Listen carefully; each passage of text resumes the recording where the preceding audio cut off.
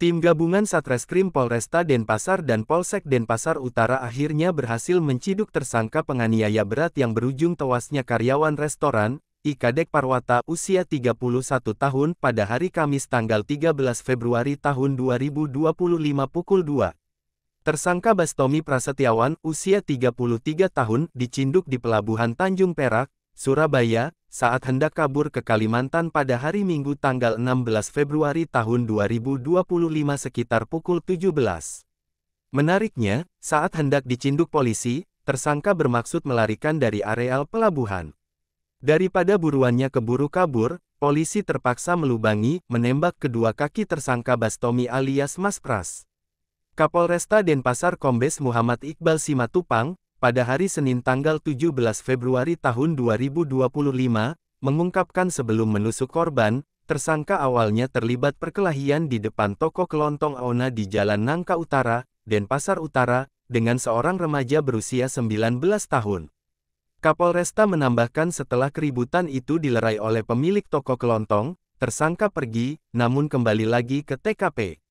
Tersangka lalu melihat korban Parwata dan temannya juga datang ke lokasi untuk membeli minuman.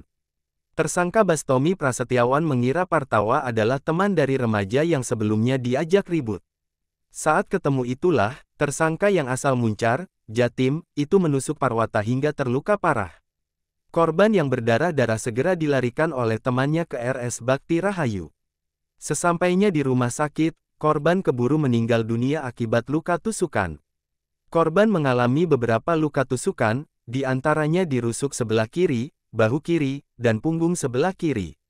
Luka-luka tersebut menyebabkan pendarahan hebat hingga akhirnya merenggut nyawa korban.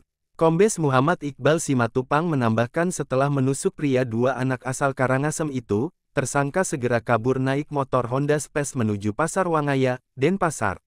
Namun saat itu motornya kehabisan BBM, sehingga dititip di bosnya.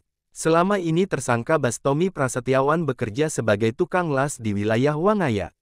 Pada hari Jumat tanggal 14 Februari tahun 2025 pagi, tersangka kabur dari Denpasar dengan menumpang truk menuju Pelabuhan Gilimanuk.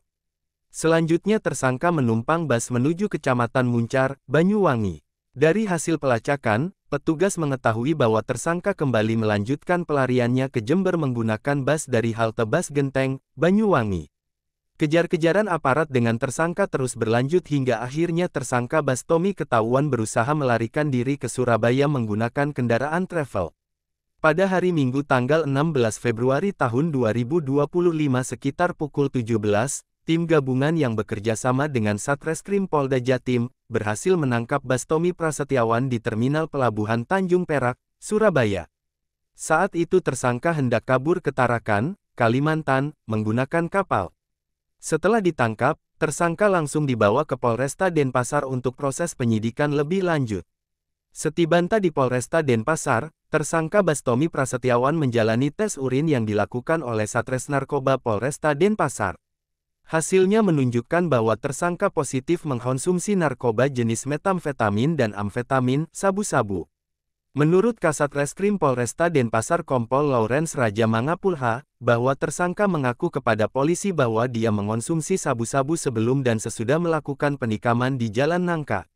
Bahkan usai ditangkap, tersangka masih di bawah pengaruh narkoba. Hasil penyelidikan dan interogasi polisi, motif pembunuhan ini diduga kesalahpahaman belaka. Polisi menyita sejumlah barang bukti, BB, milik korban dan tersangka. BB yang disita itu baju kaos hitam merek HRX PRJCT, dengan noda darah, kamben hitam dengan bercak darah, selendang motif batik dengan bercak darah, celana pendek hitam merek Rich, dengan bercak darah.